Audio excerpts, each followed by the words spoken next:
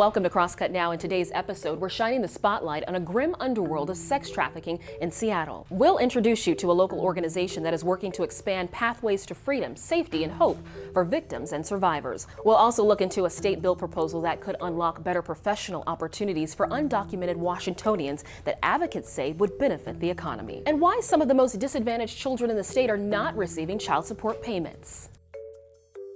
I'm Paris Jackson. Today's top story, we're going into the dark, complex world affecting lives right here in the Puget Sound. We're talking about sex trafficking. Coming up, you'll hear from one of the leading anti-trafficking organizations about how they're helping victims and survivors of all ages rebuild their lives.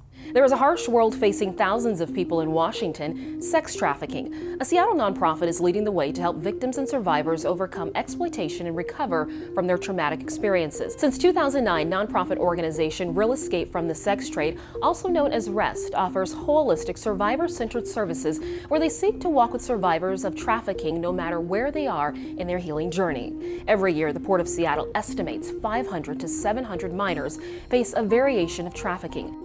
In 2020, Washington passed a safe harbor law to target child sex trafficking in two ways. One, ensuring kids who are sexually exploited are not charged as criminals, and two, it would create two receiving centers, one on the west side and east side of the state, where kids could get the treatment they need.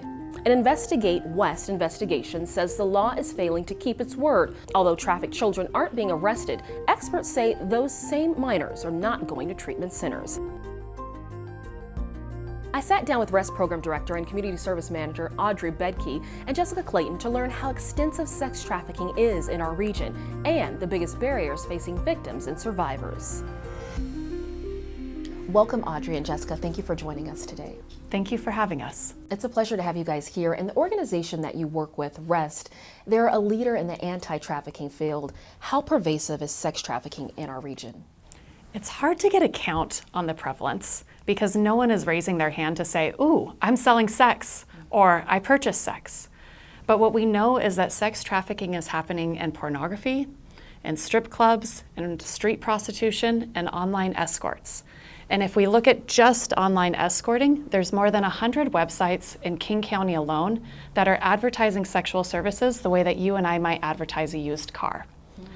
And we know that in the past year, there were more than 23,000 unique phone numbers attached to those advertisements. We also know 90% of people in the sex industry have been trafficked. And so there's likely 20,000 individuals that have experienced trafficking just in our area.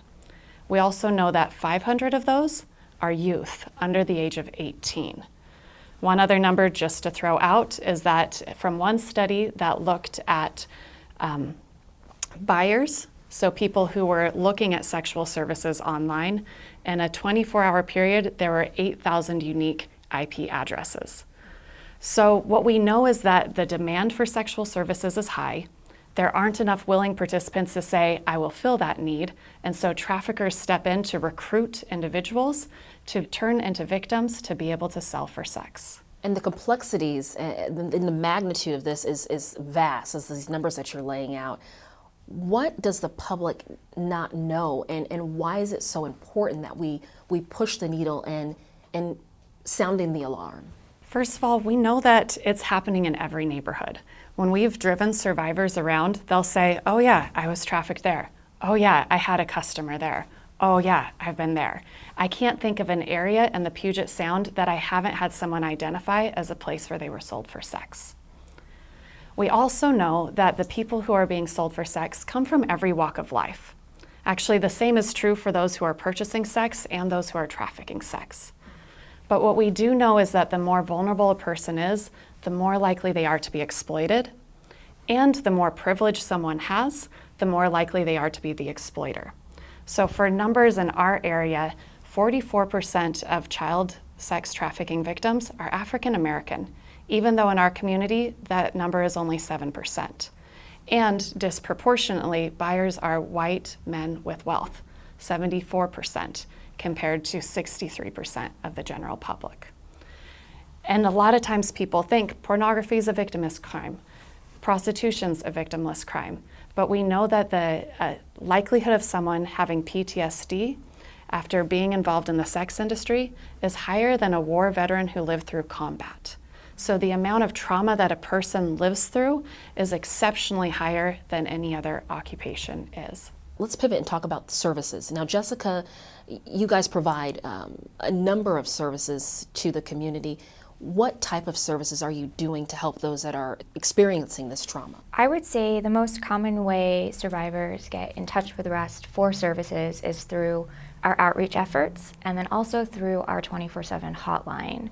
From there, we can direct them to the most appropriate services for them. That might look like staying in our emergency receiving center for up to 90 days where they can connect with a case manager, stabilize and start working towards goals, going to one of our transitional houses, or being connected with one of our community advocates that can help work with them around identifying goals, achieving their goals, maybe connecting them to our mental health professional or our substance use disorders professional or even our employment specialist.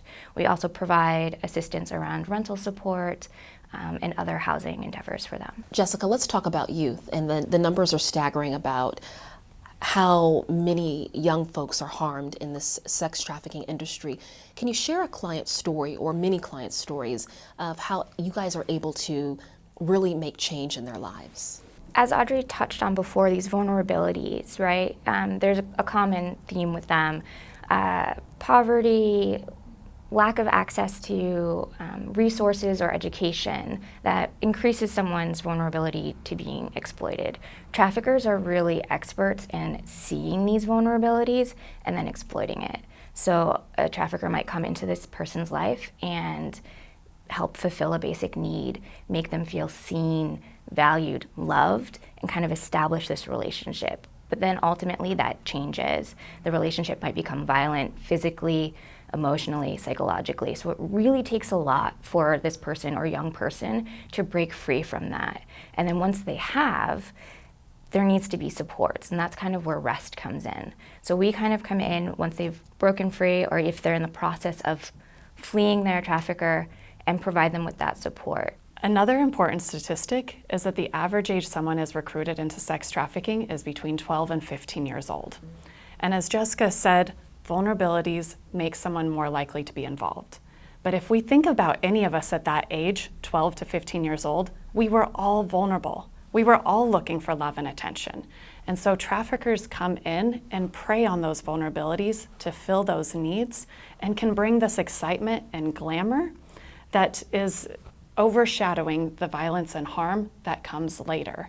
And then when that person is ready to leave or wanting to leave, that is when it intensifies and it makes it so much more difficult. What is the biggest hurdle facing you all in the work that you do that the public needs to know about?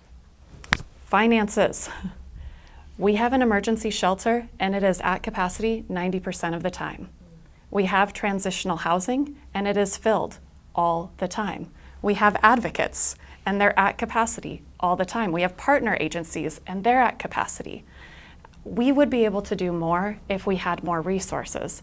Instead, we have to be very strategic about the resources that we have, but we would love to make sure that every person that says, I'm ready to go, and doesn't have the means to exit on their own, has the resources available to be able to stabilize and live the life they want to live.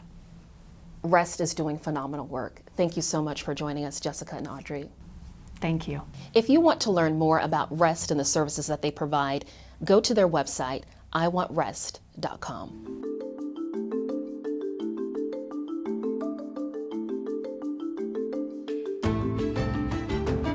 Proponents are hoping undocumented Washingtonians can have better access to jobs that require licenses. We'll tell you about a bill proposal circulating in the Washington state legislature. A proposed bill in the Washington legislature could make it easier for non-citizens to get professional licenses to work in more professions. Proponents say the proposal is good economic policy and would help relieve workforce shortages in professions such as nursing. House Bill 1889 would strike the requirement that applicants for professional licenses be U.S. citizens, allowing for the use of an individual tax identification number instead of a Social Security number.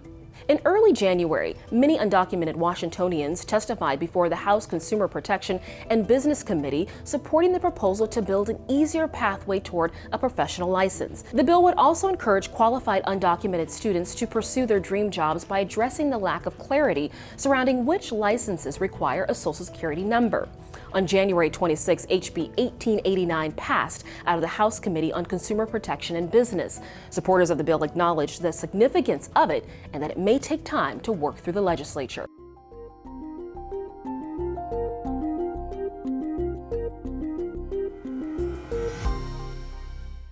Washington State is averting millions in child support payments meant for families struggling the most. We'll explain why advocates and lawmakers are calling foul on this practice. Some Washington parents are sounding the alarm about how the state, like many states in the nation, is intercepting millions of dollars in child support payments these parents say they count on. Washington averts millions in child support payments from custodial parents if they also receive cash benefits from the Temporary Assistance for Needy Families, or TANF program that is historically known as welfare. In 2022, federal data shows Washington kept more than $41 million. The state says it splits that revenue with federal agencies to cover the cost of services. Legislators on both sides of the aisle have likened the practice to a tax that specifically targets the poor.